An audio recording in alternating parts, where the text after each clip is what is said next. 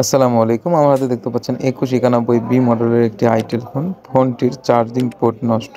পোর্টটি নষ্ট, এই দেখেন শূন্যের মাথা দিয়ে নাড়ায় দেখবেন আস্তে ধীরে। যদি নড়ে তাহলে বুঝবেন যে এটা নষ্ট। আসেন এটা এখন চেঞ্জ করব। ফোনটি খুলে নেই। ভিডিওটি তাড়াতাড়ি শেষ করার জন্য একটু টেনে দিলাম।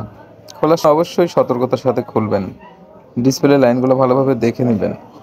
নিচে বোর্ডটি রাখার সময় কিপ্যাড পেপারটি তুলে সাইডে রাখবেন। হালকা একটু ওজন দিলে খুব ভালো হয়। তারপর সে হট গান দিয়ে সুন্দরভাবে উপর থেকে হিট দিয়ে নষ্ট যে পোর্টটা উপর থেকে হিট দিয়ে সেটা তুলে ফেলে দেবেন। এবারে নতুন একটা পোর্ট নেবেন, নিয়ে তারপরে মাথা দিয়ে টেনে নেবেন যাতে বোর্ডে বসানোর সাথে সাথে লেগে যায়। বোর্ডের জায়গাটা পরিষ্কার করে নেবেন।